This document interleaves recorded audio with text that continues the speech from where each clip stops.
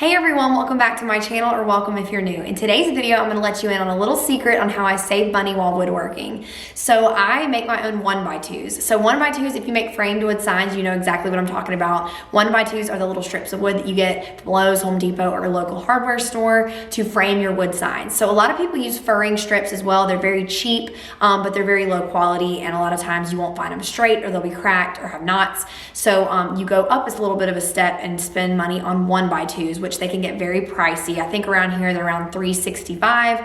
So we thought there has to be a better way and a cheaper way to make them. So that is what we have been doing. So in today's video, I'm going to show you exactly how I do that and how much money you really do save when you make them yourself. So let's go ahead and break it down a little bit together. So depending on where you live, cost of wood varies, but let's use my local price as a reference to give you an idea of what you can save. A 1x2x8 retails approximately $3.65 each. A 2x6x8 foot board costs approximately $11.98 each. One 2x6 board will rip down to 7 1x2 strips. So let's break the savings down.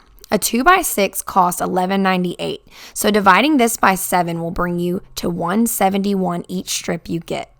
A 1x2x8 retails $3.65. $3.65 minus $1.71 equals $1.94 savings each board. So with 7 boards, you are pocketing $13.58 each board. So just to put this into perspective, approximately 9 2x6 board savings would buy you a table saw. Just think of the savings. Here is how many 1x2s you can get out of each size board. We used a 2x6 in today's example because that was what was currently cheaper by the stick. Wood prices are currently crazy, so just some simple calculating can help you to decide what's cheapest at the time. So today I have a special guest. It is real life tested, aka my husband John. Hey guys. He actually has a YouTube channel. I mentioned it in the last video, but he's been doing so good, you guys. So I want to link his channel in the cards, and you guys definitely show him some love because he's doing so good, and I think he'll be at 1,000 subscribers soon. And like I said, I'm just so proud of him. So subscribe to his channel. And I have a lot of videos that we lost. I had probably 18 Yes. trees or something like that I recorded me cutting down. And there's a dust collection system behind you that I installed and showed every detail you need to know about how to install it. It's a 25-minute video, and we lost it. Our hard And drive all failed. of my YouTube videos, all of my footage, everything that I have had on YouTube in general is on that drive. And it's and gone. we think it's failed because we contacted support and they said, yeah, your hard drive is failed. So we don't really want to spend $300-$400 to back it up. So And they I'm told really- us to buy another one of the same kind, and we're like, no, we're not doing that. But yeah, we're going off on a tangent. But just know that he is doing great on his channel. And if you guys like watching kind of like the male version of Sally, like he does work with me videos, and he does a lot of DIYs and just cool things and like behind the scenes stuff, and doing a lot of stuff for me, like building my benches and all that stuff. Subscribe to his channel. But I just wanted to definitely plug him here because he's the guy that's helping me in this video today. The first thing that you need to do is adjust your table saw blade to a little bit over your wood. Since 1x2s are square and 1x6s are rounded on the ends, you're going to want to trim off the very end of one side so it cuts square. Adjust the table saw to a slight cut and trim down one side.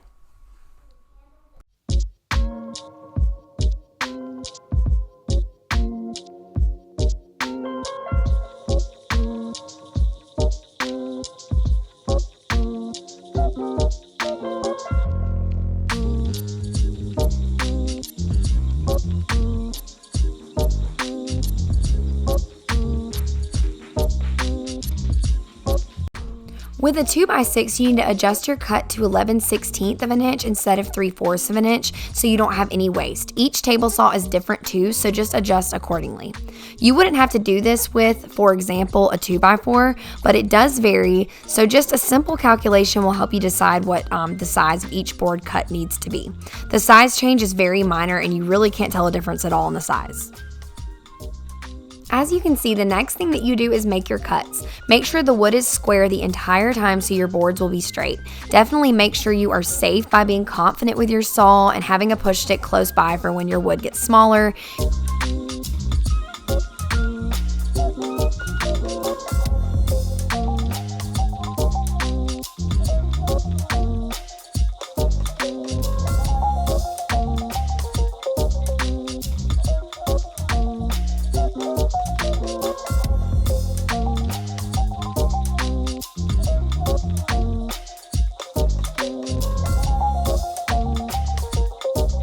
So keep repeating your cuts until you get to the very end of your board, and you should have very minimal waste as long as you calculate correctly. You'll be good to go, and you will have some beautiful, straight, all the same size 1x2s.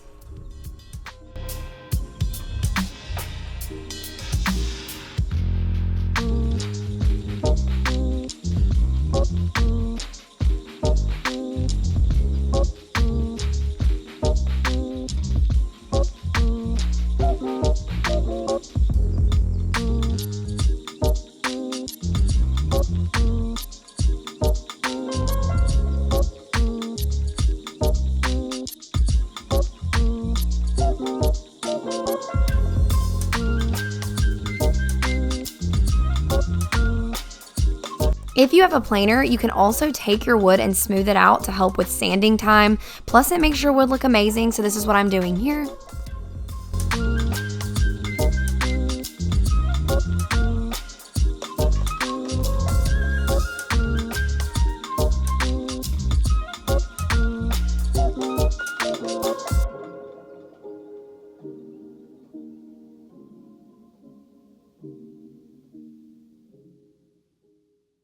And here we are with our finished 1x2s. Sometimes we like to go ahead and cut them down to the size of the frames for easy access when making the signs, but here they are.